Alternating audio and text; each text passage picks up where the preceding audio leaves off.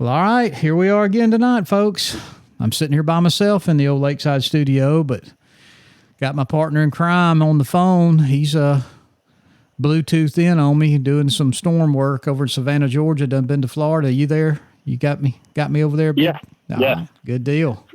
I still got you. Well, yeah, we've been just traveling around like gypsies from man camp to man camp and state to state trying to get the power, help them get the power restored. Well, I'm going to be honest with you. I don't think any of us really truly realized what was going to happen when that storm hit or how bad it was after it hit. You know, I saw a picture today on the internet. It was a satellite picture at night, and you can see the exact path Helene took. Everything's dark. It's like a dark, wide highway all the way from Florida all the way through Georgia up into the Carolinas. So it's amazing. It's sad is what it is. Oh, it's devastating. I mean, we worked in Florida, and I was expecting, us to see the worst there. And don't get me wrong. I mean, there's lots of damage, and we took care of cutting a lot of trees, and the linemen worked their butts out, getting a lot of lines put back up, and we restored power fairly quick, and a lot quicker than I thought in the areas we worked. But then when they moved us to Georgia, I mean, there's been more damage in Georgia than the area I originally worked in Florida, which was around Stark, Bradford County. And we went through some neighborhoods today that's really bad. I mean, a lot of houses got trees through them. People just lost everything. It's going to take a long time to rebuild, Well, I can't do anything over here but pray and offer to ship stuff. So, me and Rebecca's actually talked about this. And when I get through this weekend at the hunting camp, it's our big planting weekend. Me and her we may load up and just head down there and try to work for a couple of days, help our friends out down there in Cedar Key, since they're letting volunteers come in and help. So, if I wasn't here, I would do the same. Except I would probably be going, try to go to the Carolinas because, or up into Tennessee and places like that, because. I don't really know anyone up there, but man, that's a bad deal going on up there. Well, I mean, if you and I can walk into miles to turkey hunt, and they would let us, we can walk in miles to get some supplies. You're right. Anyway. I don't know if you've noticed, but I've been sharing some. There's a mule team company. They're packing supplies in by mule. It's unbelievable. My son lives in North Carolina, and thank God he lives south of Asheville.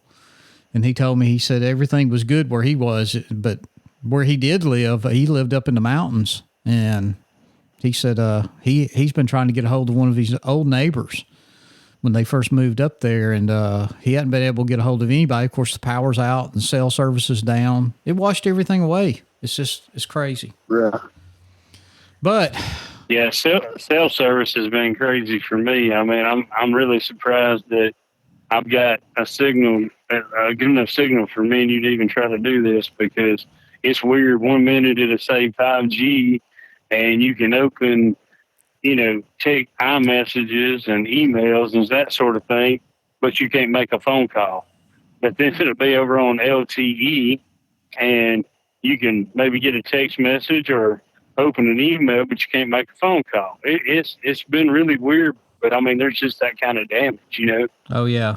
It's going to take a while. I mean, a lot of places won't ever probably go back the way they were, and so.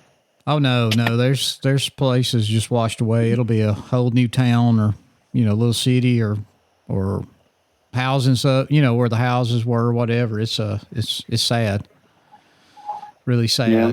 But. And not to downplay that at all, but we have some pretty good news tonight. I mean, well, I'm excited. Yeah. I don't know if you're excited, but we've worked on this. We had.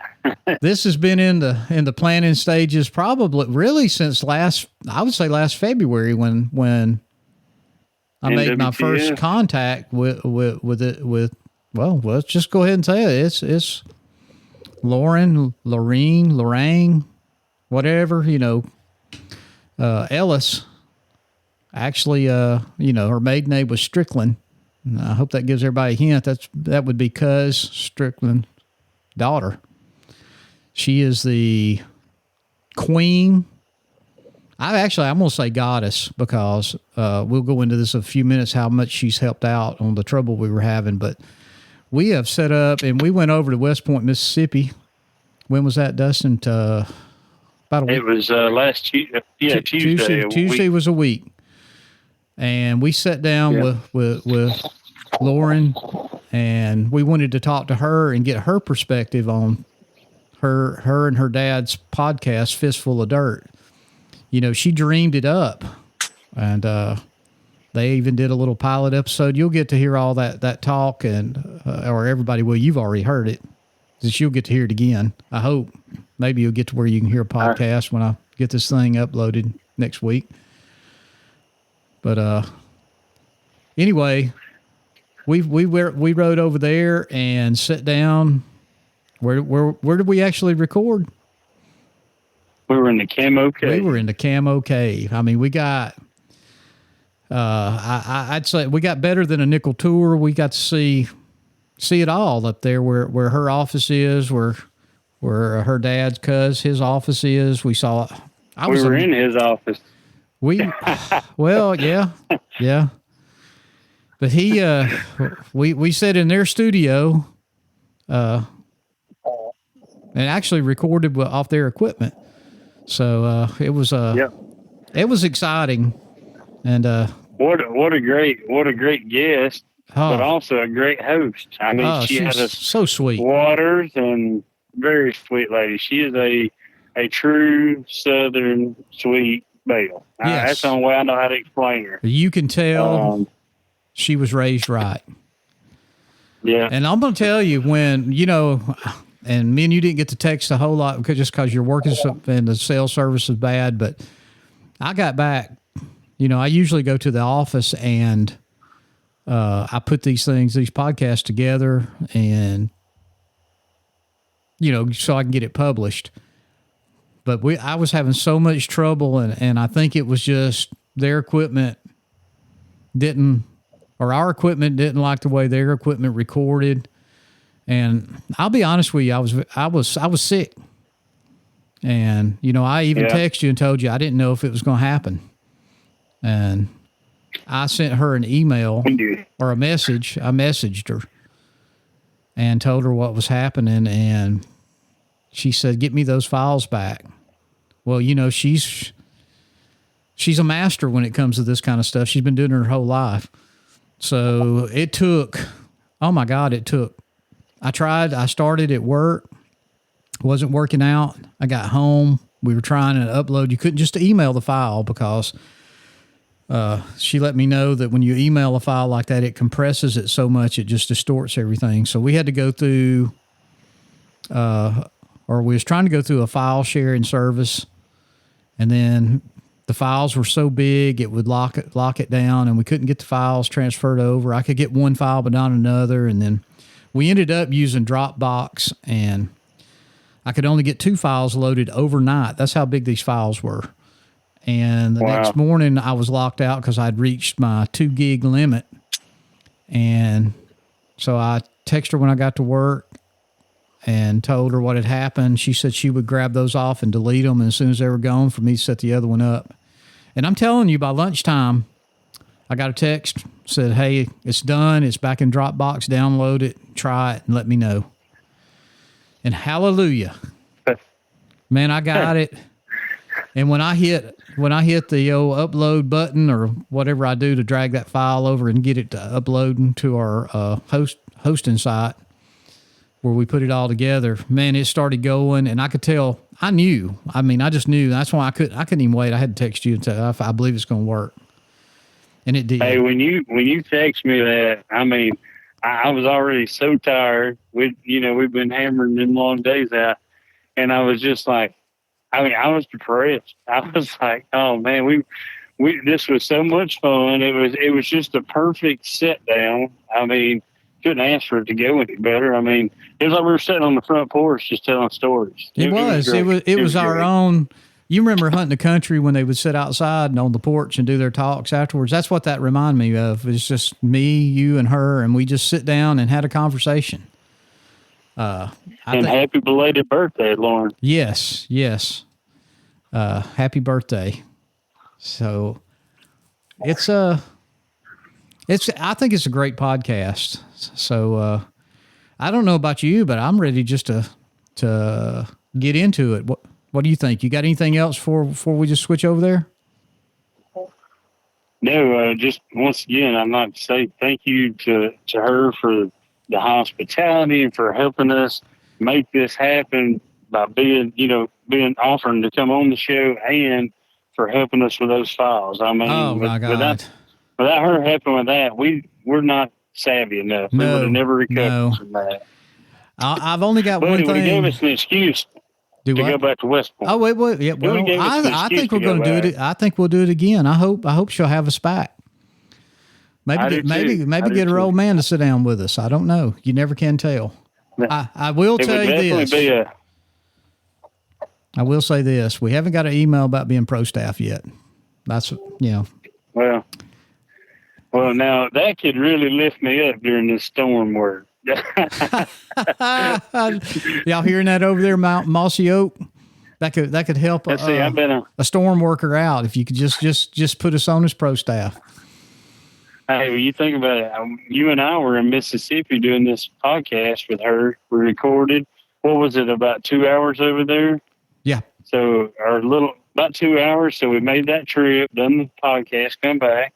Little did I know, at 9:00 that night, I'm going to get a phone call telling me that I've got to leave for Florida and my stuff isn't even packed. And we drove till 2:30 in the morning and ended up stopping in Evergreen for the night. That's as far as our time would let us go.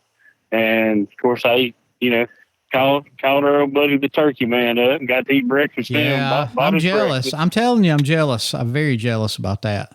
Well, I told him that. I said, man, Anthony's going to make a trip down here and get a haircut. That's what we want to do. And he said, well, come on. He said, I'm putting that church hunt on. He said, and I need some volunteers. And of course, I told him, I said, hey, you let us know ahead of time and we would be glad to come help do whatever we can. Most definitely.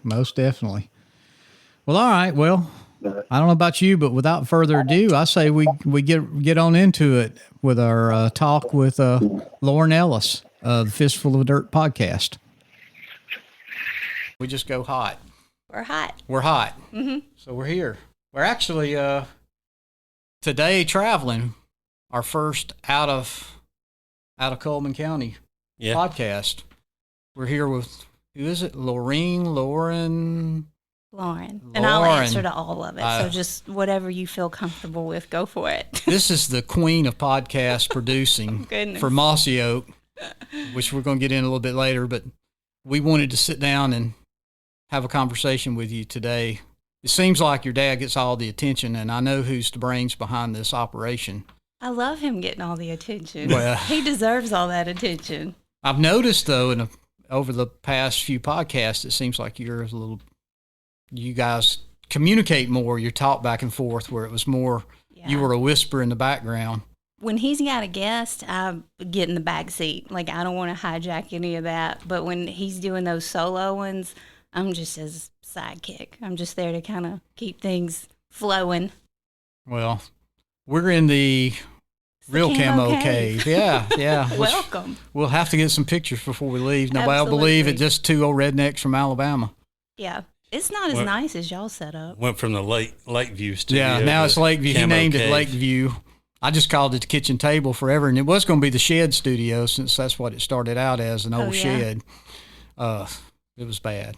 It's nice, though. Y'all got all that wood grain on the walls and the big window with the lake. Like, it's swank. It makes the camo cave feel very cavey. Well, we were actually standing in there, but there was no wall. It was just frame studs. And I said, boy, it's going to be a shame to cover all that up and not be able to see the lake. And he said, we don't have to. We don't have to. So it's nice. Y'all have done a great job with it. It's a place of our own anyway. Yeah. We don't have to worry about the wives. So it's before we have to send them downstairs, and then you can still hear them cackling down there. And oh yeah, I know how that goes. the dogs barking. We started ours, it was during COVID. Yes. And so we were recording a lot of the episodes at home. And so it's like my mom's there, my husband's there, my kids are there, and my dad's just like, nobody's going to listen to this. I'm like, I'll edit it out. It'll be okay.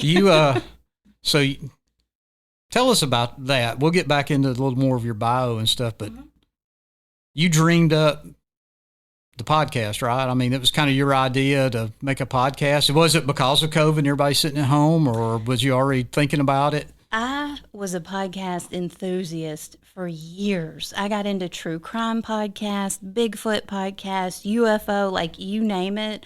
I'd found a podcast on that topic. And so I was trying to get my dad to listen to him because I knew how much time he spent in the road and back and forth. I said, you would love this medium because it's hands-free. You can have your eyes on the road and you're still getting this content. And so I sent him a few and he didn't really like them. And he was like, I don't know. I was like, well, we just haven't found our niche. And this is funny because when I pitched this idea to him, it was like 2015 or 16. And when you typed in hunting on Apple Podcast, like 18 came up. And if you did that today, there's like... Oh, a million of them just about. I mean, I don't know, 80,000. I don't know. Everybody so that many. breathes that can do it. I know. That's why we have so much trouble. Yeah. You know how it is. You got to get those likes and follows and all that kind of stuff. I don't care what you do. Yeah. And plus, there's that stigma that goes with hunting now and all these algorithms. I think they try to push you down. I think there's some of that goes on too. I think there's tricks around it, but I finally talked him into it, and we did like a sample episode, and I loved it. He seemed okay with it, and then nobody at Mossy Oak really bid on it. They were like, what's a podcast? Like nobody really got into it. And it was 3 or 4 years later that Mossy Oak Properties during a meeting said something about, and we're thinking about a podcast, but we don't know. And we're thinking about a host. And my dad goes, I got a pilot episode. If y'all need an idea, Lauran knows how to do that. And so that's how Fistful of Dirt happened. And it just so happened that their launch and all that corresponded with us being sent home for COVID. Mm-hmm. And, yeah, I was pulling the gear out of the box, and he came in there and was like, I got Ted Nugent going to call here in 15 minutes. And I thought I was going to throw up. I'm like, I don't know what I'm doing. I just listened to this last one. I was kind of driving. I hadn't heard the whole thing yet. So, yeah. Yeah. It was Ted is something else. He's another one that's one of a kind. Yeah, I think that's why he and my dad get along. I think you put both of them in the category of trigger puller. Like, let's go. You want to do a podcast? Let's do one now. Right. And I'm more of a let's plan. Let's have a good. Let's get all this on paper first. And we complement each other really well because when my dad's ready to pull the trigger on something, sometimes I can be like, hang on, let's plan this out a little better. I'm kind of that way now. Just like I had all my questions out on paper. I wrote them down at work in between things, and we went over them the other night. And do you got anything? And we was kind of on the same page. And then this morning I loaded all the equipment up, which we're not using, and left that yellow piece of paper laying right there on the table. When did you realize it on the ride here that you? I was at his house, and he lives about 40 minutes from me, so.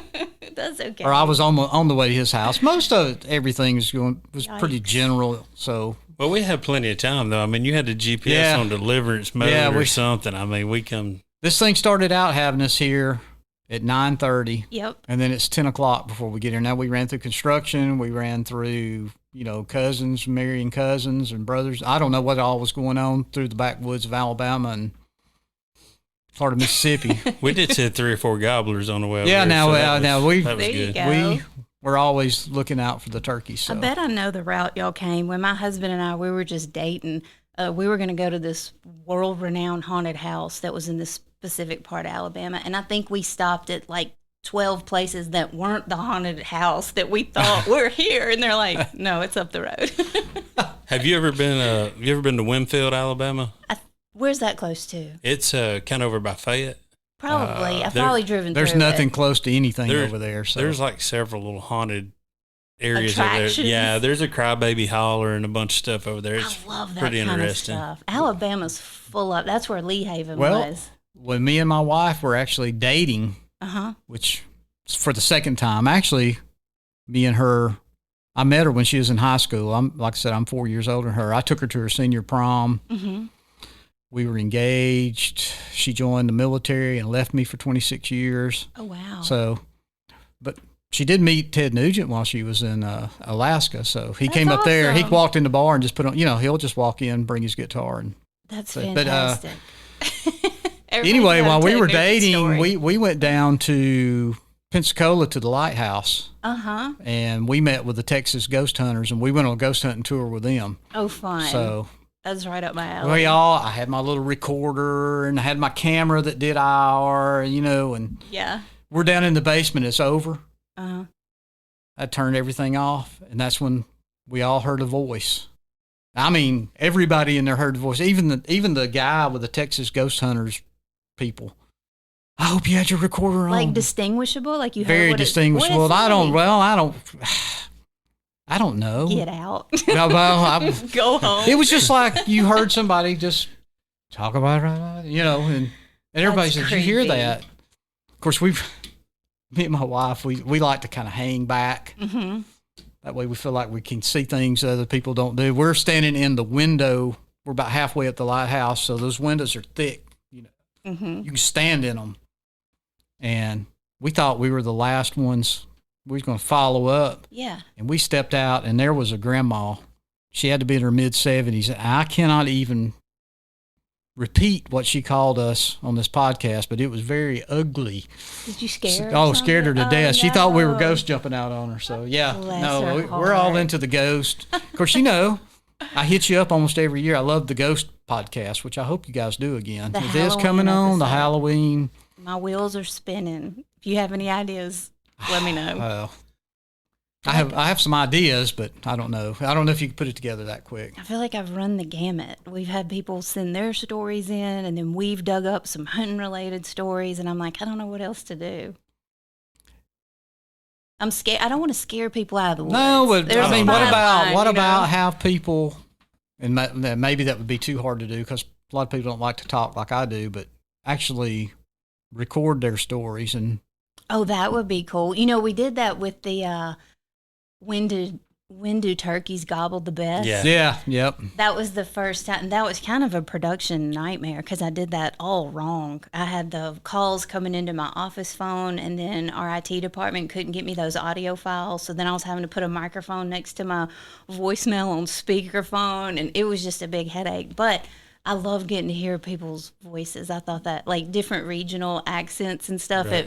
Isn't it funny about the South? Now, if you go north, we're all just Southern accent. Everybody knows you're from the South. But if you're from the South, there's 5, 6, 7 distinct. Yeah. I call it from my redneck all the way down to almost a plantation, Belvedere, there's just all kinds. Well, our granny governor over there, Kay Ivey, she's got that plantation accent. That's what I call it. Yeah. I mean, like the old school. Like you'd hear Foghorn Leghorn talk or whatever. So I grew up in Natchez, and she feels very like antebellum home kind of accent. Well, all right, we've been way off how I thought this was going to go. No, let's back up for a minute. Let's back up. We'll back up. Let's talk about you when you're little. Okay. You got something over there. I know. Yeah, I made him type questions that I could remember. Okay. Yeah. So go ahead. All right. When was your first outdoor experience, and how old was you? I feel like y'all probably want me to talk about a hunt. Not necessarily, no. My very first outdoor experience, I was probably 5, and my dad was always a member of like an archery range or an archery club, and this is in Natchez, right? Mm-hmm. Grew up in Natchez, so he would take us with him because it was this time of year, so it's beautiful, and he's shooting his bow, and his buddies are there, and we would kind of follow along. And I remember one day he came home, and he was getting all of his bow gear together, and he was like, "Do you want to go with me?" Because we lived in a neighborhood, and he would shoot his bow in the backyard. One time he got on the roof for that better advantage, and my mama was like, "You're insane, get off the roof, you're going to shoot an arrow in our neighbor's yard." So then he had to move his archery practice to somewhere else, and he had a buddy, Mr. Bill Reeves, and they had a little makeshift archery range. And he was like, "Do you want to go with me?" And I'm thinking, yeah, I'll just hang out. Well, then he pulls out this little bow, and it was called a Mini Magic. And it wasn't a toy bow that you would get at a store. It was an actual compound bow, just a teeny tiny version. And it had these little aluminum arrows with field points that you could unscrew the field point, and it came with a big rubber tip for safety to practice. And it had a little case, little velvet lined zip up case. And I thought, like, oh, I'm in the club. Like, I thought that was so he secretly had this planned, apparently. Yeah, he's like, I'm going to go shoot my bow. Do you want to go with me? And I'm like, let's go. And so I'm holding this little bow on this drive, and I'm looking at it, and I'm thinking, I mean, these are like, the strings feel like the strings on his bow, and like, oh my goodness. I thought, this is so cool. And then when we got there, I remember there being some confusion because there's the dots on all, like, multiple targets, and he's saying shoot here, and I shot, and I'm like, yeah, and he's like, where were you aiming? And so he plucked this little spider lily flower out of the ground, those little red spider flowers, and he stuck it. He's like, aim there, because I think we were looking at different dots, and I just 10-ringed the spider flower, and he was like, oh yeah, and he was so excited, and I was so excited. And that's like one of the first times, and it was this time of year too, which I think makes all hunters get kind of like excited. Oh, yeah. And I just remember thinking, like, oh, I'm part of the club now. Like, I'm all in on this.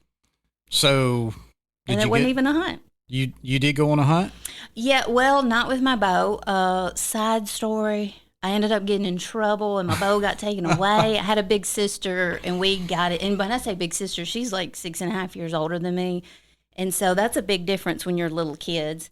And so we got into it one day, and I took the field points off, put them rubber tips on, and went after her with my bow. And they were like, that was literally rule number 1, was you don't shoot this towards other people. We don't care what points are on the arrows. And it got taken away from me for a little while. So I didn't get to bow hunt that year.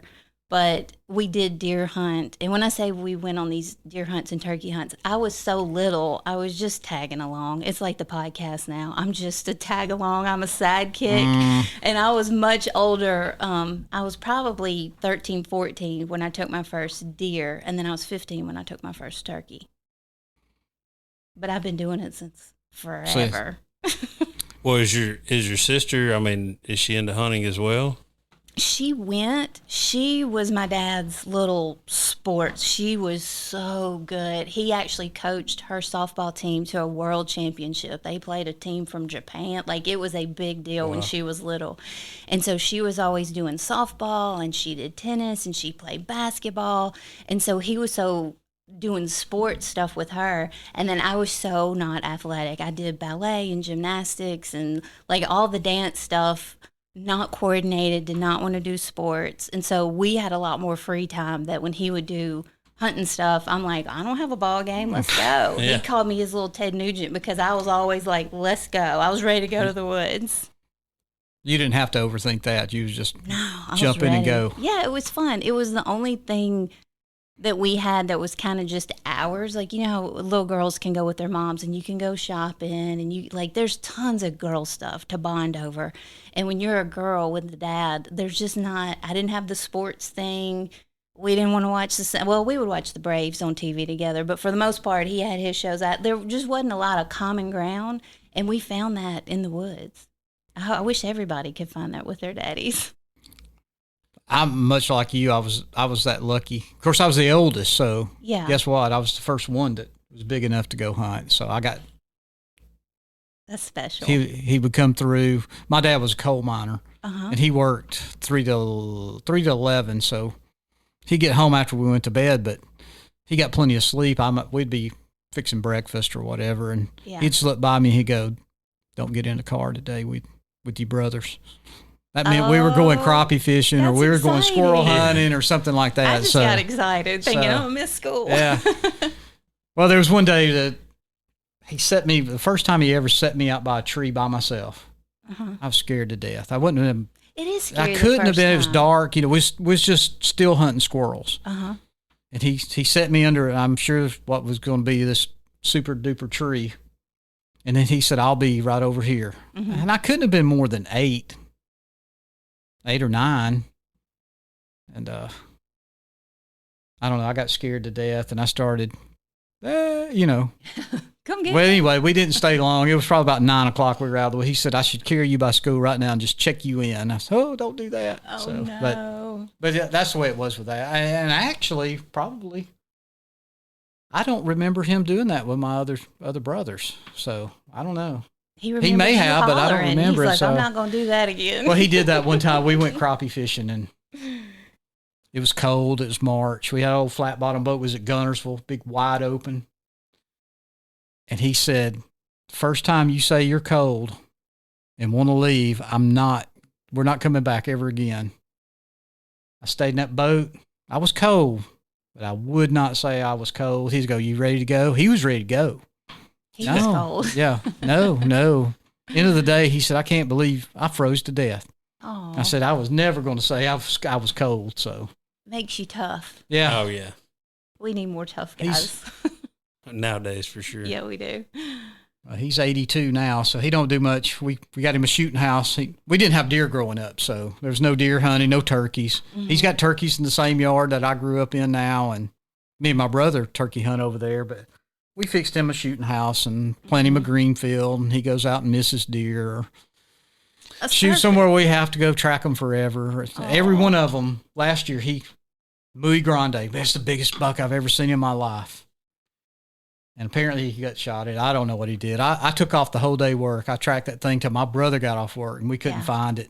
And some guys found it a couple days later. A little fork horn, 4-point, 6-point. I said, that's the big giant buck. Hey, when you're his age, They're you all don't have Well, that's what he giants tells you me got. now. He said, look, I can't wait on them to grow up. I get it. I'm going to shoot them, so. Bless True. him. They're all trophies.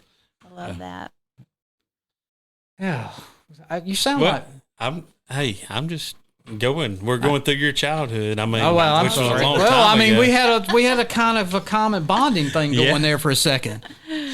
Yeah, I mean, I think everybody that does this, I mean, they have some kind of deal like that. My dad drove a truck, was gone all the time. So, but I knew Thanksgiving week, deer season always opens in Alabama the weekend prior. Yep.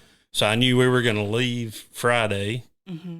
hunt Saturday, Sunday, and then he was going to let me miss 2 days of school because we would always do semester tests, but I wouldn't miss any days and I would keep my grades so I didn't have to go to school those 2 days. Oh, that's so we would get to stay a whole week and deer hunt. So, I mean, I think everybody's got some kind of little deal they would get to do like that.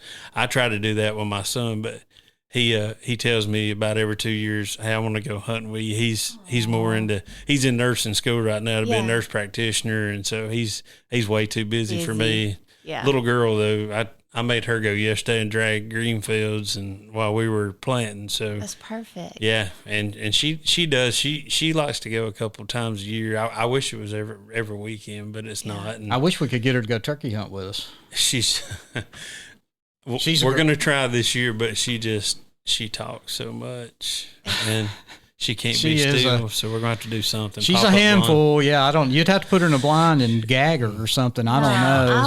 I was a talk too much kid and a hyper moving around, and I think they'll surprise you when they get in those situations. If they see Daddy being still and being quiet, she'll fall in line. And once you hear turkeys in the wood, because you think about when you're little.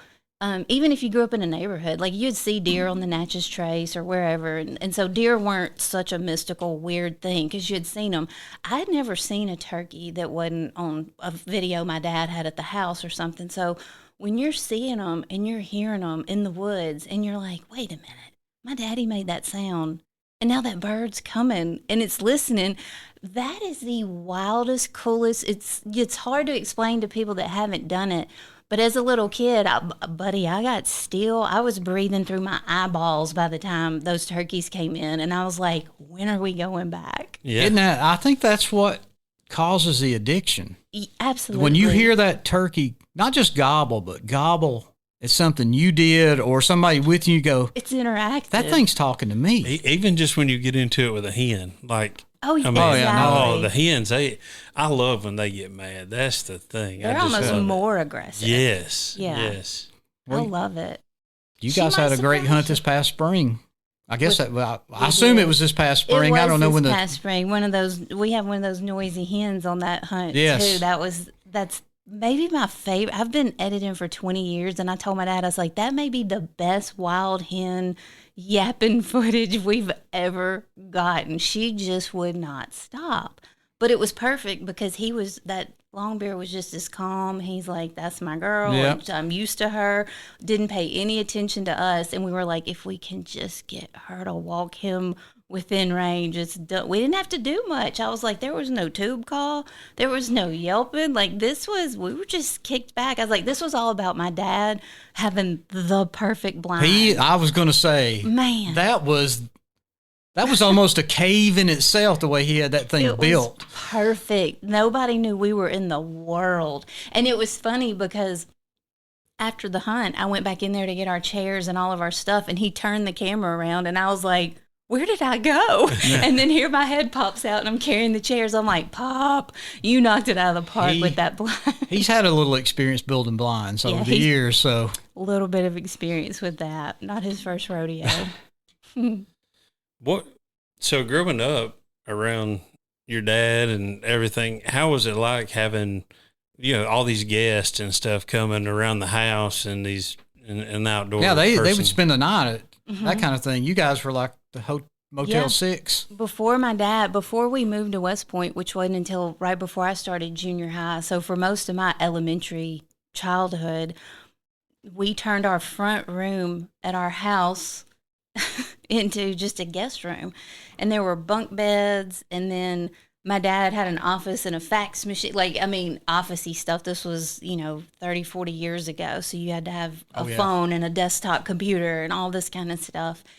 And we would have these, I guess they were real well-known, world-renowned outdoor writers, but they were just like my dad's buddies. And I knew when they were in town, like, oh, yeah, I was going to be cooking this and cooking that. Like, I thrived. I loved it. I was a people person. I loved having these people here. And they would come home in the evenings, and my dad had set up it wasn't a VCR because they weren't VHS tapes. It was something that would run a beta tape because that's what they were filming on. And so they would review this footage in the evening and see what they had gotten. And that's when things, instead of just concentrating on the animals, it was a lot about the concealment shots. Like, look how good he's brushed into that tree and you can't see him and stuff, because they were in the selling camo mode back then. And so I can remember just sitting in there and like looking at these tapes and watching the hunt and what happened. And we had these big azalea bushes in our front yard, and they would take hero pictures with these turkeys with their fans out. And that was just normal to me. Do you have any idea that might put you on that path back then to what you do today? No clue. I didn't have my path until I was a sophomore in college.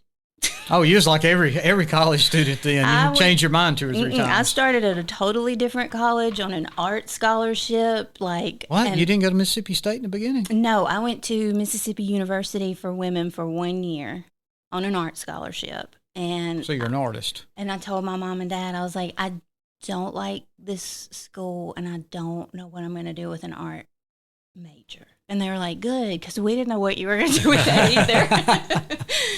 And so I begged, can I please go to Mississippi State? Which you switch schools, you lose your scholarship and all. But they were like, hey, if you don't feel at home, move. If you don't like, my dad has always told me, if you don't like your station, get a new station. You're not a tree. You can just get up and go. And so they supported me, and I got to Starkville as fast as I could. And I went for a year with undeclared major, and then I just saw these kids in the communication department having so much fun. They were doing stuff on the radio show, WMSV.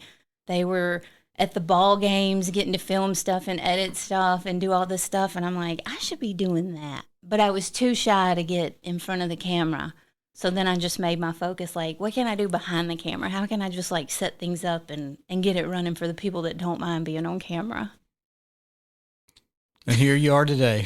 Yeah, and so then my junior year, my advisor's like, you probably want to get an internship, because I worked the whole time through college for one of my dad's best friends as a chiropractor in Starkville, Dr. David Allen. He's been on the podcast several times. He's the one that got your dad on the straight and narrow. No more honey buns. No more honey buns. He's one of my favorite people. He's awesome. He's like a second dad. And so I needed a part-time job while I was in school, and I started working for him, and I went and got certified x-ray tech so I could take all these x-rays and do all this kind of stuff. And I worked for him, and then my advisor was like, yeah, the chiropractor stuff's not really helping with your major. You need to find somebody that's got something going on with like TV production. And I went, oh, I know somebody. So I started. Well, you knew a lot of somebody's, but yeah, you had the. Yep. You had the main man. My first office was this little bitty kitchen, like right next door to us. I was a clip marker, is what now, I did. Is this during the internship? Yeah, this was like almost to the day 20 years ago. This was 2004. And this was when our field producers would come in with these tapes. And if the tape was 50 minutes long, that was a 50-minute capture. It wasn't like just sticking your SD card in your computer in 2 minutes, here it is. Like you would real time, and I would watch it and I would make notes. And so it was like, okay, we got a sunrise. Oh, we got some good morning audio, some passage of time shots, which would be like the hunter looking at his watch or tapping his foot or just looking around, eyes in his head mask and stuff like that. And then you would build up to a doe encounter or 2 yearlings walked in or, whatever. And so you would mark this 50-minute long tape into these little digestible pieces for the editors so that by the time my editors would get these projects, it's like, here's a scenics bin of just the beautiful scenery if you want to cut to that. Here's the guy's interview, and that interview bin was broken up into questions. And then here's day 1, morning encounter, day 2, evening miss, and then day 3, the kill, or we're packing up and pouting, or whatever happened on that trip. And so you were building a story, really. You watched it and kind of laid it out for the editor to know where to go in and cut the. I mean, that's super interesting for somebody that knows nothing about that. Like, oh, really? I didn't know there was that kind of work that went into that. Yeah. So it starts here and then it just keeps building until it's produced. And I would go to my dad and he would be like, like say it was Stephen Bush just got back from Pennsylvania on a whitetail hunt. He'd be like, how did Bush's stuff look? And I'd be like, oh, well, it was cool because on day 1, this happened and they saw that same deer on the next day.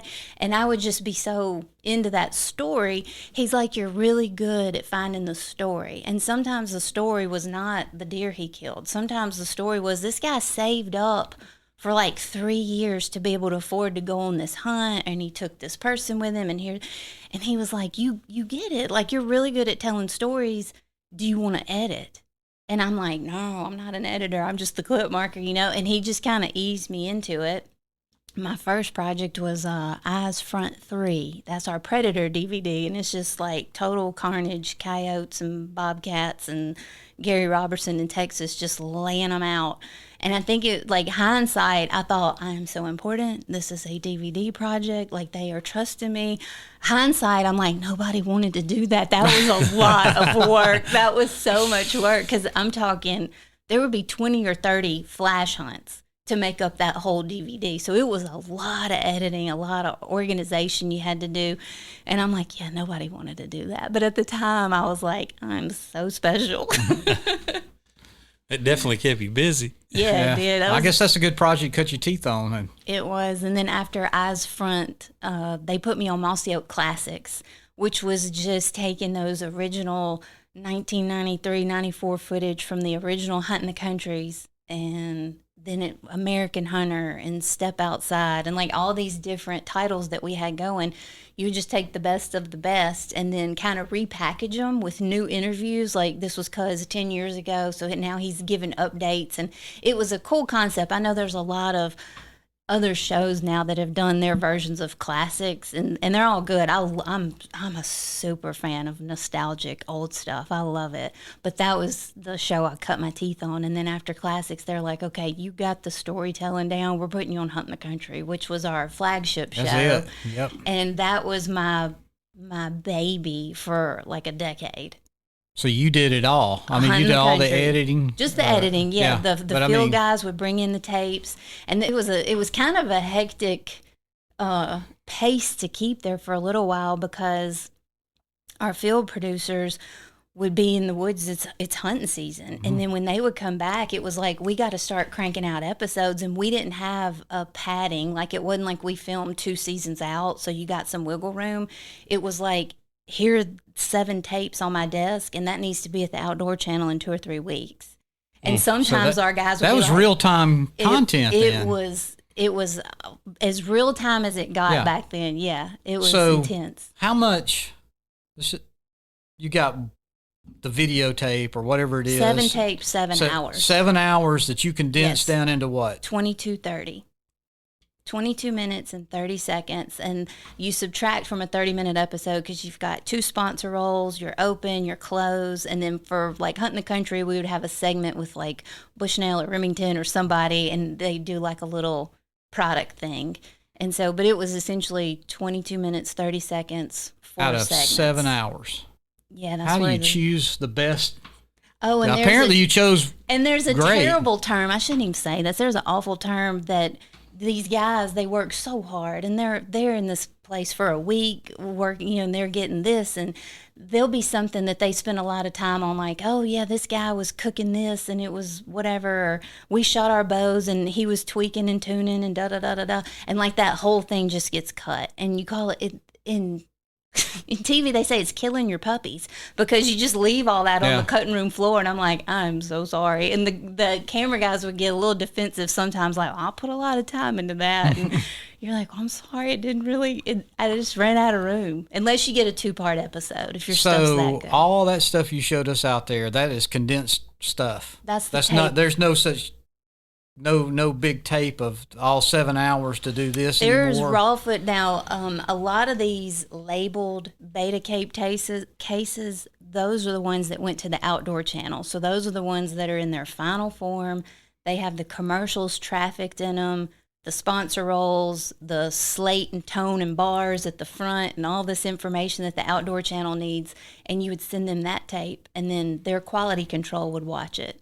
And I think everybody up here has had at least 1 or 2 episodes get kicked back from quality control. A gunshot blew out. Or the big thing that we would always get was if the Hunter Orange, you have to do a color pass on your episode when you're done to get all those colors legal. And if a Hunter Orange was just blazed out too high and you didn't bring it down to a legal level, quality control would kick it back. And be like, you got to fix that shot. But there is something out there, say, you're sitting here in your desk, I remember to hunt. Blah, blah, blah. It didn't make the show, but it's something you wanted to pull out. You could possibly go out there and find that raw footage. 100%. I do it a lot. Oh, really? I do it for audio sound bites. Well, I was going to say, I know you get audio, so I didn't think about it coming off the videotapes and that kind of thing. And I'm a weirdo because in this building, I'm like, kind of like Rain Man when it comes to, since I got here in 2004, if it came through those doors, through the camera guys, I kind of know everything that's come in. I was shocked when we walked in that there it all is. You would think it would be in some kind of concrete lead-lined vault. You don't want that to disappear. Oh, well, it's just out there for, we give the nickel tour. That's just like the first thing we show everybody. Here's the tape library. There, I thought we were important. No, y'all are important. I'm glad y'all are here. But it's cool. And quality control would get you not just on stuff that you would expect, like, oh, that audio, that gunshot was too hot, or the orange, but they would get you on different networks, had different rules. And we've dealt with Pursuit Channel and Outdoor Channel, like all these different networks, and some of them are like, you can't slow-mo an impact shot, or you can't replay the impact shot, or there's just different, I guess that's more etiquette and like but a lot of those rules my dad had that went above and beyond their quality control, that he was like, I know this is allowed, but we're not going to do this, because his big message was, if the guy's watching our hunting show, he's a hunter, he's fine. If his wife's sitting next to him, or he's got a buddy or somebody that's on the fence, we don't want to turn them off or offend them. So let's just keep it as humane and ethical. And I love that. And I kind of watch things through that lens now. And sometimes I'll see things that make me cringe. And I'm like, oh, we wouldn't have put that on TV. But different times. It's a different time. Yeah, you're right. And I think that's some of these new guys, all the YouTube channel guys, a lot of their stuff, really very little of it's the kill or whatever. It's setting up in the tree. It's all that building up to it. Heck, sometimes and there's not even a kill, but I mean, I think people are interested in that. My dad was so good too about telling the editors, like, you don't have to have this big world record, whatever, on the ground, scoring it, this, that. That's not what TV's about. Give me a reason to root for the guy or the girl. And that's when I think people really started. I think that's when Hunting the Country was in its heyday, is when we were just making it all about the hunter and that experience and how special it was for them. And sometimes they're like, nothing died on a lot of those episodes. Yeah. They were just happy to be there.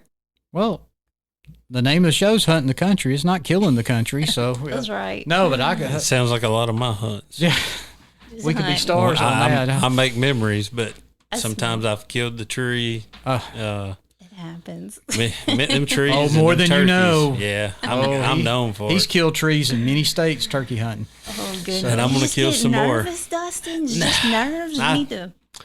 I'm just so focused on the bird, I'm not even looking at the barrel. And it'll be something that I clip, That's so funny. It can never be perfect. Sometimes you got to do a lean out. And you can't the shotgun a little bit or whatever, because I am shooting a red dot now because my eyes are starting to go. But when you can out and lean, you know that red dot, when it's on his red head, it's over with, and you're in maybe a little thicker area. I am known to get into thick stuff and hunt, and when I've canted that barrel, that little sapling's here, so the barrel's right in line, and the red dot's out here. It looks like an open shot, and it just happens. It happens. It's easy, especially turkeys. I have shot the top off my blind a few times. I did send short barrels. Yikes. But I still don't know what happened in Florida. I sent you 2 gobblers over there. Well, I did miss one. I would have had a single season Grand Slam. Wow. The year we went, I was telling you about South Dakota. That's no small feat. No, I had 2 Osceolas. I watched them. He was hunting another area, and he had texted me, you hear them gobbling or something like that, and I couldn't at first, and he said, they're coming your way, and sure enough, I watched them 100 yards out through the swampy bottom. I had already killed that bird. Open. You done shot one, yeah. Yep. And I done picked out which one I wanted to shoot. Mm-hmm. They're coming to my calling. They're working their way around, and there's 2 big trees. I said, when he steps out between those trees, I'm going to kill him. Yeah.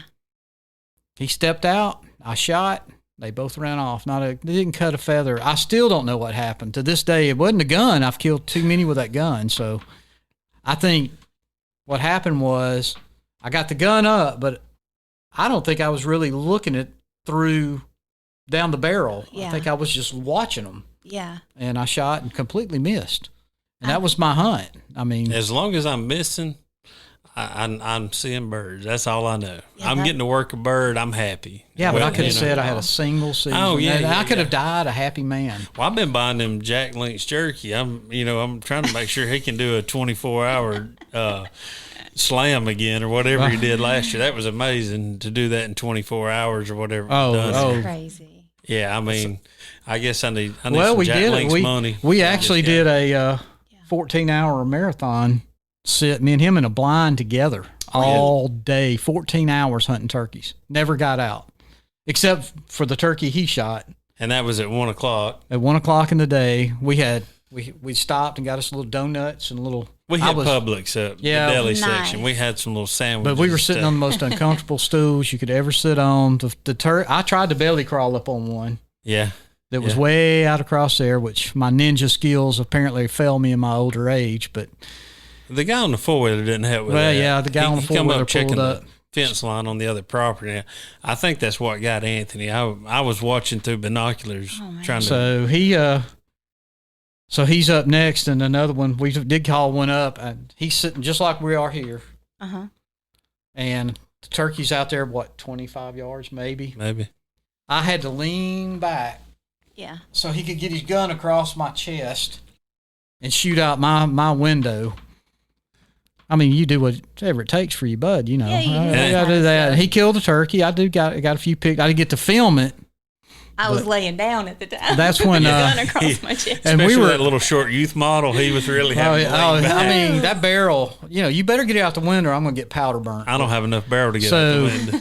We're about to give up. It's 7 o'clock. Yeah, it's early. We're putting our stuff up, and 2 more work their way around.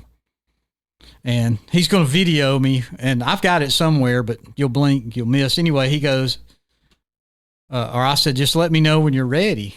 Yeah. And he said, I'm ready. Boom. I mean, I He shot. shot instantly. He there didn't was give me no footage. There was no roll at all. It was just a boom. Eddie Salter looked at me, he said, I see you don't film for TV. So I just, look, I've been there 12, 14 hours. We've been there since before daylight. Well, we didn't think it was going to happen. We had to leave the next morning. Yeah, we're going home. We got a lot of those last second. I don't know if you do that very last day, last minute, and it happens. And sometimes I really believe it's going to happen because it's happened so many times. Well, growing up, watching all these outdoor shows and stuff, that's how it always Happy last ending. minute, last second, last minute. Now, I am not, listen, I am not the guy, though, that 5 minutes into the hunt, if the animal shows up, I'm going to shoot it. Yeah. Oh, that's I'm neat. out. I mean, we rolled up into South Dakota, and of course, you have your little group meeting with other guys. They go over their safety stuff, and they're talking about, are you guys big turkey hunters? And I looked them dead in the eye. I said, no, we're turkey killers. We don't come here to hunt. We come here bugs. to kill. They were asking We're us, turkey like, bugs. what kind of Yes. setting would you like to hunt? Are y'all wanting mountainous? And we're like, Where are the turkeys, Yeah, sir? I don't. a guy's yard. I don't care if you got permission. We're ready. Yard. The golf course. It doesn't matter. Where are the birds? Yes. So, and it worked out. Honest to goodness. Of course, somehow I ended up with his guide, and I ended he up was with his guide. My guide his guy was originally they're going to walk like 7 or 8 miles before the end of the day. We're leaving out at like, 3:00? Yeah. And he's like, oh my God, you see the legs on this guy? He'll take 5, I'll take 5 steps to keep up with one of his. Well, next thing I know, I'm transferred over to this guy. They're Legs. going to a blind. You go with legs. Then they put me with legs. They ended up putting me with legs. Yeah, but y'all weren't going anywhere. Well, when I forged that creek swimming back across, it was something else. Me and my guy, we walk up. First, he has to run these mean cows off. The cattle is just.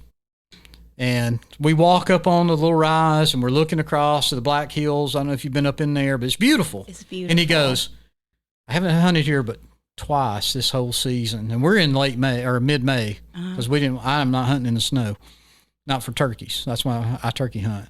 But he goes, we're going to end up over here at roosting time. I believe some do roost over this way, so we can set up maybe before roosting time. Mm-hmm. He said, but we're going to start here. And he said, then if we don't hear anything here, we're going to go over here. When he started pointing, he was pointing like over a mountain. He said, yeah, we're going to do about 8 miles before we get back over here. Wow.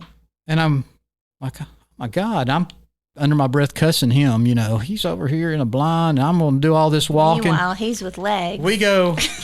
Honest to goodness, we walked through the pasture where we stopped. We start down a hill, and he done told me, he said, now this is your hunt. You call if you want to call, which I'm going to call. And he said, you shoot whatever you want to shoot as long as it's legal. I said, look, I didn't drive 1,500 miles shoot no Jake. I come to kill a turkey, full grown, a man. Mm-hmm. He said, oh, that's what I wanted to hear. So he breaks out this box call, and he hits it, and I hit my mouth call a couple of times, and we're back to talking, and all of a sudden one hammers, and I don't know if it's courtesy gobble or he gobbled to us. We got set up. Anyway, long story short, my hunt was over in 15 minutes. Oh, wow. And the rain started coming down. I mean, in sheets. Yeah, I mean, we just got back in the truck. And I'm thinking, hell yeah, thank God. It's already cold. It's 40 degrees in May. That's Christmas time for me. And now it's biscuit time. Oh. The funny thing is, we're in this 2-bedroom cabin. The next morning, it is pouring down.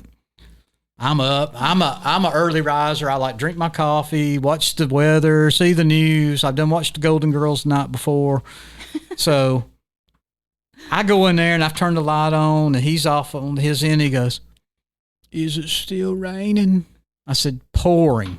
I think I'll just sleep in. I said, oh, no. You getting up and you going hunting. That's miserable. It was terrible. And I'm drinking my coffee, eating my little Danish. And I'm having to wear his boots. I have size Yeah, too he's had to small wear my boots because I literally had to go through that creek. I'm talking about the day before. Now, the guy I was with, his muck boots for his height are like, they're 24 inches tall, and I'm in like normal boots, and there wasn't no way. But Yeah, I'm in his boots, and I'm thinking, God, That'll make your feet for cold 3 on days. a normal day. Was it 3 days? That the opening day, opening evening. So you killed that evening, and then the next morning it was pouring. I hunted all that morning, all the way up to like 2:00. We came in. I mean, they'd already put breakfast and lunch up. Like me and my guide, I might have been napping when y'all came back in. He was pointing to me, and he goes, "Hey, 10 miles right there, we're going to be in Wyoming." I said, "What?" We have run a whole tank of fuel out of a Deer Yeah, Max he had filled diesel up. pickup. I was with him. He was with my guide that day. Yeah, and we filled up on the way Gary. back in, and they done drove the diesel truck completely out of. So we come in, and I'm telling Anthony, he's like, "What about?" I said, we heard a couple of birds, but couldn't get on them. We've ridden all through this forest. And he said, "Well, what are you going to do?" And I said, "Well, I mean, I'm going back out. I've been in it all day. I'm going." And so we left that evening, and Gary said, "We got a couple of options, man." He said, "My aunt called." He said, "But I know we've been riding all day." He said, "It's a 45 to 50-minute ride to her place, but she heard some birds gobbling." And I said, "Oh, okay, yeah, I'm good. Let's go." Let's go. We ride out there, and little did I know, basically she lives on the edge of a golf course. Like, we're about to hunt some suburban turkeys, which I don't care. Well, it's not a problem. Let's go back now. We're in South Dakota. There's not a Rapid City is a monster city, which is not much bigger than this town. So when he says suburban, it's still It was just miles subdivisions, between golf courses, but we were out in the middle of nowhere. I mean, and So you're set up on the 18th hole. yeah. So, but she tells Gary, she says, "Hey, I haven't heard the bird in a while, and I haven't seen that group that I've been seeing." And he goes, "Okay." Well, he said, "Well, we're going to run up here." So literally, we cut through the golf course because he had permission to hunt the backside of the golf course. And he's glassing going down the golf course. This is wild. Yes, and so next thing I know, we've come through there, and we jump out. Was he carrying these little? Were you on a golf cart at this point? Or you? No, we're in his pickup. We're just riding. Oh, y'all are riding. Yeah, we're riding. And he goes, "Okay, well, we're gonna." My aunt I hadn't heard this part. My aunt's telling me that she's got these friends from church that's got a little farm out of town here. We're gonna travel another 15 minutes this way, and we're going to go check them out. So y'all left the golf course? Yeah, we've left the golf course. And we get down, and we go up this monster hill up to this little farm. And I know we're in the right place. We pull up in the guy's feed lot. There's maybe 10 or 12 hens in it, and there's 4 or 5 jakes in his feed lot where he feeds his cows at. And I'm like, I told Gary, I said, we need to talk to this guy. I mean, there's birds here. And we got out of the truck, and as soon as we step out, I hear one hammer behind their house back off in the woods.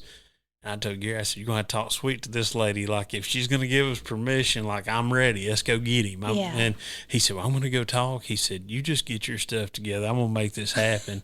And that evening, my hunt went kind of like Anthony's. After being in it all day, but we had to drop way off in the bottom, work our way up.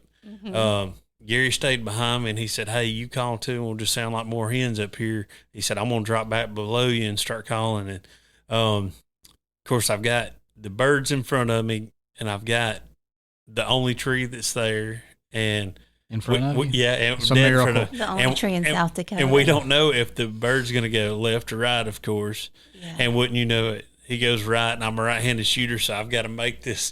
I've got to pull back, get around. But I shot the bird like 8 steps. You didn't shoot the tree either. No, there it's too big. wasn't another tree. No, there wasn't. He was on the only. That's why I like to go out there and hunt prairie land with him. So no trees were you harmed. can use me for a tree. If I'm in Mossy Oak, you can just get behind me. I'm big enough. Not a problem. That's a good story. But South Dakota, it's beautiful, and we enjoyed that trip. Was something else. We had tornadoes chasing us. We had a crazy hunt in Oklahoma this year. Oh, this year in Oklahoma, we nearly died. Honest to God, legit. Oh, my goodness. I don't know. Well, we're not here to tell our stories. No. Oh, I know. I'm listening. I'm good. Listen, when you're, I'm hesitant to call this guy a guide. The property, I don't know what you call him. We'll call it a semi-guided hunt. Yeah. He's got the property. He's got the property. He just points you and you go. Or drops you on X-Pen. So we're out there. This is second day. And it's supposed to be, that was when the bad tornadoes come through Oklahoma in early May. And he tells us, be careful, watch the storms, da da da da da. We got these little deception blinds. The wind's blowing so hard. We're tied off to barbed wire fences to keep the blinds from blowing away. But anyway, yeah, didn't really think I was going to see anything in that kind of wind, but it's windy out there all the time. Right. He texts us and goes, "Hey, the tornado chasers or storm chasers are only a mile down the road from you guys." They're well, you would think we're from Alabama, Tornado Alley. That's that's your sign. That's your sign. That's your sign. Oh no. Where's your safe space? We're over here. You're in the middle of nowhere. Listen, my wife is texting. His wife is texting. We got people I didn't even know knew we were in Oklahoma telling us, you better be careful. It's going to be this and that. Oh, it's blue skies. I mean, the storms are off to our west over there, going northwest. And then all of a sudden, the lightning starts. So actually, the wind kind of stopped. Yeah. The wind stops blowing. I'm going, hey, we might get lucky here. We can hear a turkey now. We can hear a turkey.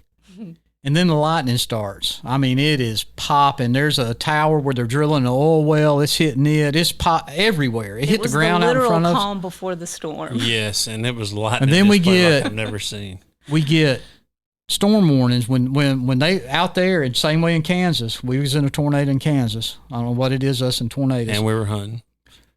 It's like the Amber Alert or Child Alert that goes off. You can't silence those. No, you can't. Well, this thing goes off. That's for your safety. Apparently. For we some need to people. start listening. The thing goes off, and I'm reading it off.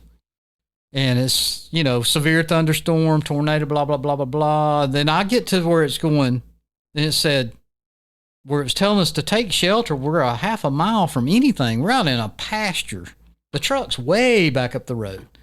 Softball size hail. Oh my word. And by this time the wind's picked up so bad. Anthony's trying to tell me. Now our windows I'm yelling at him. We're side by side. We're just like this. Well, I'm over here, but our blinds touch. There's a little bitty things. If you've never seen a deception blind, you need to get one. Yeah, you'll love it. You put your turkey chair in there. It's made for turkey. It's only 3 feet tall. Yeah. That's awesome. So I'm yelling this at him as now it's starting to hail. I'm talking about it was started out, marbles. It got all the way up to golf ball. I mean, it was golf ball. It was pounding. The wind is blowing. The wind's hit. He thought it was a tornado. It was straight line wind, but for 20 minutes, it's hail and golf ball size hail. And he's blocking the wind off me. I'm all right. Okay. Over there. He's actually, his blind is collapsed in on him. The hail's beating his arm. He thought he was dying. He's done text his wife, told her he loved her, and he's over there praying. I didn't even know he's religious. I think he's a Baptist minister now. I'm not sure. That'll bring you. But he's like, we got to go. And I'm going, if we get out of these blinds, we'll get killed. The hail's that big around, it's golf ball size. Yeah. And I said, when it rips through the top, we'll go. I mean, I had my turkey vest with me. I didn't had it over my head. He was going to take his turkey chair. I took my chest pack that evening. I didn't take my vest. So he didn't have his vest. But I did find a feed tub beside us, one of those hard plastic ones. Yeah. And my thought process, if it got that bad, I could flip that over on top of us because they're not that heavy. But they're hard plastic. Now the tornado warning comes. And the wind had done changed direction. It was all coming straight out of the west, and now it's starting to.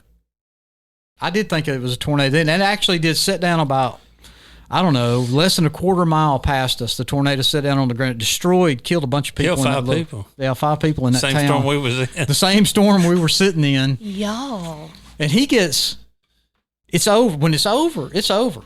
Oh yeah. Like the sun. You can see the sun trying to set. It was still a little cool from all that hail, but it started warming up. And I was pouring water out of my shotgun. He was in the army and over in Afghanistan, so a little PTSD comes out occasionally, and he said, I'm done. So I know when he says I'm done, he's done. We're done. We done been through this traumatic experience.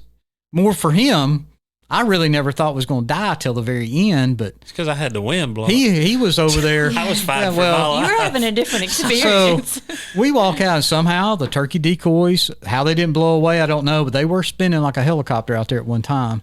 So we close our stuff down. He's pouring the water out of his gun. My Everything gun barrel flooded. was pointed downhill and had water up it. Yeah. That's how crazy it flash flooded on us while we were That's here. Had rivers running So through. It's crazy. we walked down to get our decoys, and we're standing there talking. We looking at the ground where lightning had struck. It was a black spot out there in this little piece. Anyway, all of a sudden we hear, and he goes, "That was turkey gobble." I said, "Yeah, He's not out we need anymore. to move. We need to move on that." I thought, I'm back in. I thought you were ready to go. And then come to find out, it was these three Yeah, super jakes yeah. that were haunting us. Oh, We man. called them up. They were like grown men. I mean, they rolled gobbled. up. God, They got within 20 one day of us, and everyone Yeah, 20 20 up, feet. goblin strutting in their jakes. They're Yeah. we were raised in tornadoes. We were mainly turkeys, even though we're jakes. So I cut a little video when we first got through. We survived. I mean, actually, we were drained, and then Well, I imagine we so. swung through Clinton, Oklahoma, and grabbed something that was it was something like a McDonald's. But anyway, before we got back, another big storm came through at the house we were staying in, and Oh, that was the best. Now, we've been through all this. I've been driving through it, getting us back to our house we're Which staying is at. stressful. Yeah, Driving and in it was a slow ride. Anthony's like, my God, it took us 2 hours. And I said, well, I just, we're getting blown all over the road. And I Yeah. drive a big 3/4 ton pickup, and we're still all over the road. Yeah. But we walk in, and all we need is a good hot shower. We're going to wash our clothes because they've got mud and they're wet. And we're going to wash them, have them ready for the next morning, recoup. As soon as we walk in and we're looking at each other and talking about who's going to shower first and what we're going to, power goes out. Goes it dark. went out when you got there. yeah, it was fine. We had light Perfect. going Why in. y'all cursed? That's like a cursed hunt. My breathing machine wouldn't work. Oh, no, man. that's your CPAP. His CPAP. You don't want to sleep in a hotel room with him without that CPAP. like Of course, Darth we're in a Vader. house, so we're in separate bedrooms there. But yeah, I think it was long. It was way wee hours of the morning when the power finally came on because I think the lights are on. I had to turn my bedroom light back out. But Man. all of that for no turkeys. I mean, we hunted 3 days hard. I think that day we probably should have ridden and glassed some places and just stayed safe. The morning hunt was good, but by noon when we went to eat lunch at some Route 66 diner that was awesome, by the way. I can't think of the name of that place, but Those are the best. but we should have been weather aware. I mean, it's showing it on the Well, TV. I mean, the we whole knew time it was reading. where they was all over the news how bad the tornadoes would We be. should have went back and rested. But like Mississippi, Alabama, there's a lot of talking and Well, hyping I'm that out goes there. up before tornadoes, and it's like, how many tornadoes have we actually been but I'm- caught in yourself? It's wide open. It's like Yeah, you feel. I could see a safe. tornado 14 miles away. Yeah, I'm not thinking. Well, sometimes they form right over your head. that They don't. You just don't see them That. coming. We thought after we would you, have so- plenty of time. But yeah, a little in, bit of a heads up. in the middle of this, I get a text from the guy. Do I need to come get you? I'm going. You sir, can't come get us. Put us out in a tornado. Yeah, I mean, if I get out, I'm going to die. I mean, I could get out and run to the truck, just like I could run to your truck. So Yeah. it was just, we're always, Kansas was the same way. We was in a big, bad storm We were there. 1.3 miles from Well, the yeah, truck we- on yeah. that one in open fields, and it was And it was tornado bad. Yeah. came. We watched it, so as it blew across. Yeah, we're always out there. Come hunt with us sometimes. No way, y'all are cursed when it comes to the tornado. We're just dedicated. Well, yeah. That's true. I mean, we just Listen, when you're poor You go and you when you go. save your money up to go, you got to hunt. You I can't, get it. that's- that guy from Oklahoma. He said, "I've had a lot of people come out here and hunt, but I've never seen any guys that will hunt 16 hours a day." We're like, "Yeah, we just run out of daylight. Yeah. We run- would I have mean, done We'd 20." have kept going. only time we stopped was to go get something to eat. And if we'd had something to eat, like I said, we sat in that blind 14 hours that day together. That's tied in a 2-man blind. You got to be friends. Or you'll become friends. Or you'll by the become end of it. friends. Yeah. We had some good action that day. We had a smoke face Yeah, hen that yeah. come out. Oh, and wow. I There's a thought lot it of was really turkeys pretty, moving and around, just nothing would come to our calling. Well, Yeah. It happens. it happens, but it's when you don't have the luxury of I can just go whenever or I can take off. Like you do have to make the best. gotta of those make the best of situations. it. My dad and I always went on spring break, and y'all know in Alabama, Mississippi spring break, it could be 100 degrees. It could be frost, ice storm, miserable weather. And it's like, this is the time I have. We got to go. Or you like my boys? My boys never knew people went to the beach for spring break. Or my boys thought that's when we go to the hunting club. We go turkey hunt. My freshman year at the all-girls school where I started out, everybody was packing and getting ready to leave for spring break, and they're all going to like Cancun and Panama City and bikinis and sunscreen and flip-flops, and I've got like camo bibs and snake boots, and they're like, where are you going? And I'm like, Texas. Like, I was so excited. But that was a tradition we started when I was 15, 16 years old, because my spring break always landed at the very beginning of turkey season, sometimes during that youth weekend. Mm-hmm. And so it was just, my dad was like, I'm saving those days for Lauran. We're going, because I know he's going to be gone the rest of the season and I'm going to be in school. So that's just, and it did not matter what the weather was doing. I've been on hunts with him where the wind was so bad, his hat got knocked off his head. And I'm like, well, call louder. You know, you just all you gotta do is break out that tube call. They can hear him three states over. Yep. So that's been a fun tradition of ours. But it's like you said, you just, if that's your window, that's your window. That's your window. The boys get to take advantage of these special hunts now, don't they? This is now so their spring tell us break about tradition. that. How different is it? You've got two boys. You had you and your sister. Yes. So my sister has... Boys are a lot different than girls. Yeah, it was just me and my sister. And now my sister has a daughter and a son, and I have two sons. And I'm the only girl at my house, and it is weird. It's different. It's so different. And I didn't realize how much my daddy kind of catered to us, but I'm like, oh, you were odd man out, literally the odd man out. He had to. He had a house full of estrogen. He did. Estrogen or whatever it is. And now, like, I'm the one having to cater to all these guys, and I'm like, this is weird. My daddy's like, yeah, it's different, isn't it, when you're outnumbered? I'm like, yeah, it's very different. But, yeah, my hunting seasons look totally different now. Because your freezer will only hold so much deer meat and turkey. So I know my boys are going to go. I know my freezer's going to get full. So I kind of just go and sit with people now. My turkey I killed with my dad this past spring, I think that was the first turkey I've gotten in like 4 or 5 years. Just because if my dad's getting to go with somebody at home and he's not traveling, I want my boys to go with him. Sure. Like, I've had so many great hunts and good experiences, and like, I want my boys to start filling up. And they should. I mean, yeah. I wish my granddad was a lot older.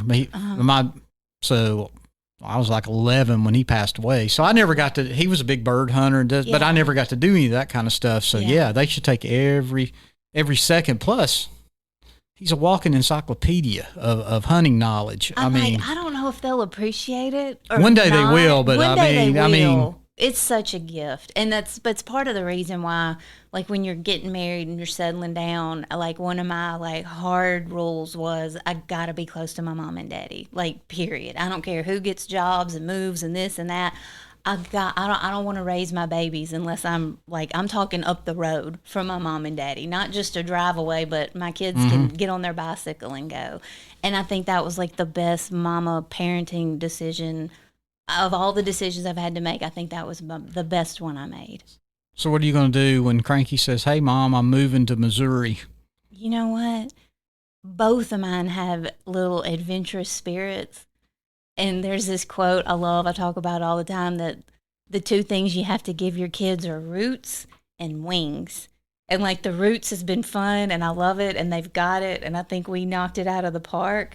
And that wings part's so tough. My oldest just started driving this past summer, and that was like a switch flipped. It went from, "Mama, I need this, I need that," and I'm with him and we're talking the whole way, to now that baby just leaves in the morning and he's got his little brother with him. But isn't it scary? It's terrifying. The first time they go and you don't have that control. You feel negligent. Yeah. Well, I mean, you feel like you're doing something wrong when Right. you let them leave. You have to have trust. Yeah. I mean, with both of mine, you know, when they drove out that driveway, it's like, I can't control anything once they pass the mailbox. I mean, they're on their own. It's a scary time. You said it perfectly. And I heard this the other day, and I'm like, that will stick with me forever. Somebody said the opposite of anxiousness isn't calmness, it's trust. And I can be kind of an anxious person and a worrier and like, oh, Matt's got his driver's license. You're right. You can't be calm. You can't force that because there are things to worry about.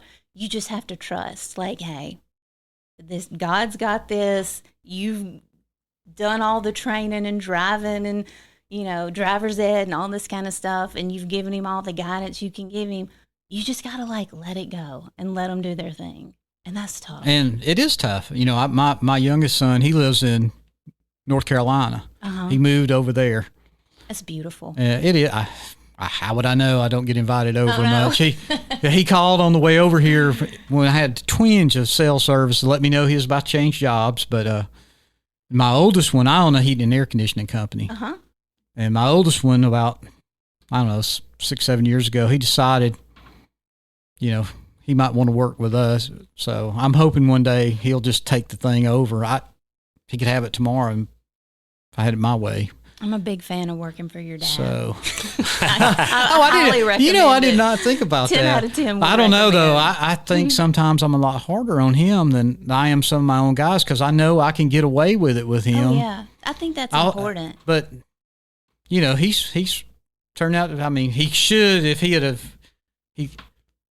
I owned another business before this one, and it was a heating and air business. We sold it, and I bought this little place. But he was actually working over there, and there wasn't but like me and him and two guys. Mm-hmm. He walked in my office one day, and he goes, I think I'm leaving.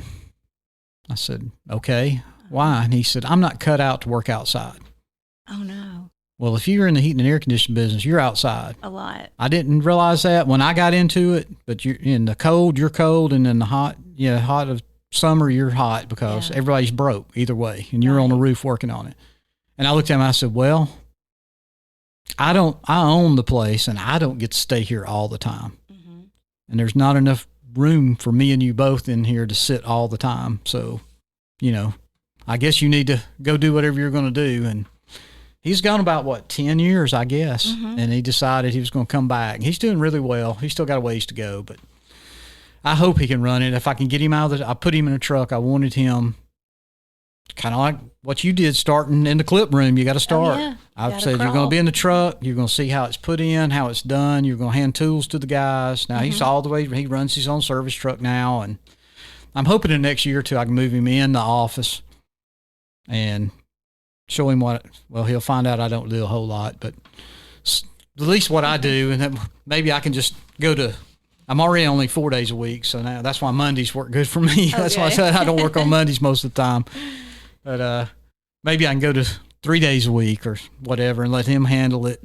Because I got a good inside staff. My office manager, me and her's been friends since we was 15. So I trust her. She signs my name when I'm not. She chases money down better than you do. Oh, man, let me tell you. That's a good I love to tell her, hey, she'll go, so-and-so's 90 days. I go, sick 'em. There you go. Boy, she'll get on. Such a quiet girl, too. That's what's nice. We'll be turkey hunting. She'll call and check in, or Anthony will call and check in. She'll go, hey, I just took it upon myself. I went to Montgomery this morning, collected this money. I've been here and collected this money. Yeah. Oh, I told Anthony, I said, that's sweet. Good for her. I told her. She was married to my best friend. That's how we all knew each other growing up. And I told her, since then he's passed away and she's remarried and all, but I've on number 2, which is number last. But I told her, I said, you realize if me and you had met first when we were 15, we'd be millionaires today. I said, as good as I am at bidding jobs and getting to work and you are at collecting money, I said, we couldn't have missed because she didn't come to work for me until 2012 or 2013 when I bought this place and moved over there. Up until then, and me and her run she runs both businesses, you want to know the truth, but we got a test and balance company and that kind of thing. So the people you have in your corner, that's everything. It is. What you're doing. And the people that don't realize that in this world and time we live in, so much, the younger people don't realize how important relationships are. It's all this gig economy stuff and job jumping, and I've got people I've worked with and had relationships with for going on 40 years now, since I got in this. a lot of the people, I've got a customer that she started with my company in 1976. Mm-hmm. I was in the 6th grade in 1976. I mean, this wasn't my company, but she'll call. She said, she's such a sweet lady who owns a scrap company or something or other. She said, I'm your oldest customer. And I said, well, you're not that old, Miss So-and-so. She said, no, I'm not talking about my age. Oh. She said, my son's, well, I guess he's probably 50, mid-50s now, but back then she goes, he's 50, and he was born when Mr. Grissom, that's the name of our company, came out and fixed our air after we got home from the hospital. And she said, I've never used anybody else. And so, yeah, I mean, relationships, and that's one thing. Doing this, we've got to meet so many interesting people. We got to meet the queen of production over here. So that's funny. So, yeah, that's probably been my favorite part and the most unexpected part. Because when we were doing this whole podcasting thing, I was like, "Oh, this is gonna be cool. We'll get to hang out with each other and this and that." But it's the people, and you'll learn a lot about somebody in an hour. Like you will, you will. And I don't know where we're at. I hadn't kept a time on this. Hour and 12. Yeah. So we're about, yeah. I don't want to keep you all day anyway, but what do we need to know about you that we haven't asked? What I was hoping your dad would be here. He's here. No, I understand. No, I was hoping he'd be sitting down because I was going to put him on mic and say, tell us a story she would never want us to know. I don't even. See? You know what? He knows. He knows. Well, wait a minute. All right. Tell me about the fairy magic wand. Oh, well, earlier when we talked about having the outdoor riders in and out of the house, well, that was also, we had people from Mossy Oak, and it was just getting off the ground. And at one point, my dad was employed by Mossy Oak and Primos at the same time. And he was producing videos and all the Truth series for Will Primos, and he was selling camo and doing all this for Toxie for Mossy Oak.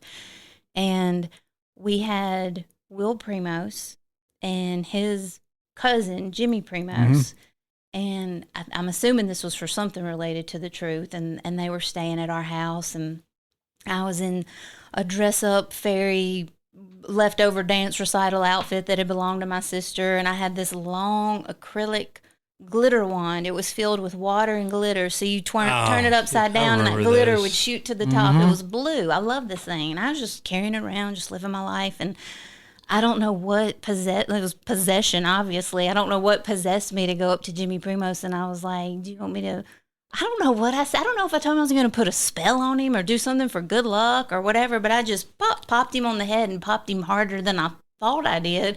And he kind of doubled over and was, you got me. And there he had a little knot on his head, and like my dad was mortified. That's what happened to Jimmy. I wonder what. Yeah. Yep, you did it to him. Yeah, he brings it up if I see him at NWTF, or if we go down to Madison for something, he's gonna remind me of that story, or he's gonna ask my kids, like, does your mama still have a wand? Does she get after y'all with it? Yeah, and I'm like, no, I retired that wand. Don't worry. Well, look, I know we're working on an hour, so I guess we can land the plane somewhere in here. That's y'all's We fault. appreciate everything. I mean, yes. Let us use your soundboard. Yeah. Even though you made me pack mine up and bring it over here. Well, I didn't know. I wasn't thinking. That was my daddy's idea. He was like, see, wise and experienced. That's it. That's well, but we all look at, us old guys look at not, the easy route. Practical. Practical. Yes. That's him, 100%. I had fun, though. This was, like I said, this was the first podcast I got asked to come on that wasn't related to, like, Bigfoot or something crazy. No. I mean, you're welcome to bring up a Bigfoot. I mean, we know you're a believer. I'm a believer. I love UFOs. I'm a hopeful skeptic. I've never had an experience. Listen, since I was a small child. Yeah. And I say small, I was in, of course, I was 11, 12 in the late 70s. There was a thing called pyramid power. You slept under a little pyramid. I built me a pyramid out of wire, and I'd hang it over my bed. And there was all kinds of this crazy stuff. So you've been into I've been into this. For a while. My goodness, yes. So. That's me, and I've never in my life had anything strange really even happen. And I guess that's why it's so fascinating, is because it just seems so. Well, my ghost story was real. It happened. Yeah. My brother, me and him was in the same bed. It really happened. That thing walked in that bedroom on us. I heard it. It walked to the foot of our bed. If I'd had a gun, I'd have just shot. But it was real. I mean, and I tend to say I don't believe in that stuff. But then again, I start thinking, and I can think of 2 or 3 times, and I got another good one if it comes up. It's not actually hunting related, but it's a real deal. You gonna save it for y'all? Need to do a Halloween episode. Yeah, I love that. Just us producing a podcast is scary enough. That's enough. That's scary enough. So, well, and I mean, our 3 listeners. I mean, all 3 of our the Meat and Two Nation out there, all 3 of them. So that's funny. But we probably need to end this though. But before, go ahead. Oh, I'm going to make a plea right here in front of you, like I do on every podcast. Okay. You'll go back and listen to some. Have you listened to any of them toward the end? No, I've not gotten all the way through. I've just kind of skimmed through them because I wanted to be able to talk to y'all. All right. We're here. We're in person. I'm looking you in the eye. We want to be pro staff, Lauran. Oh, is that all? No, this is every week. Have you? Your dad, I don't know where he is. He's here somewhere. There's a building full. Toxie personally. I don't want to have to, and I said this last week. I don't want to have to crawl, especially at NWTF. If Toxie's there, your dad, and beg, just for the right to be pro staff. We represent. I mean, I'm wearing it. He's wearing it. Y'all look like pro staff. Shoes, you look the hat. part. We could do it. We know so many that don't deserve it. Okay, don't start naming names. I'm not going to name a name, but no, I just know so many. Okay. And it's like, oh, you're not? No. So here I am in West Point, Mississippi. I'll have to look with my partner. I mean, we got to have a sponsor. I don't know how it works. I'm not on that team. Unless nobody's excuses. No excuses. Yeah. No excuses. I'll have to go across the street. You know a man. He sits in here. Oh, yeah. He knows it. I mean, is there anyone below Toxie is any more important with this company? No, there's not. All he's got to do is push the button on the phone and say, do it. Let's go. Let's do it. Let's go. All right. So there's my public service plea. Next episode intro. Well, we're pro staffers. Yeah, now we're pro. See, I won't know how to end a podcast. Yeah, because that's our last 5 minutes every show. Podcast. I end it. So we'll just end it this way. Just tell your Meat and Two Nation that you'll see them in 7 days. We'll see you. And if you don't like this podcast, we'll give you your money back.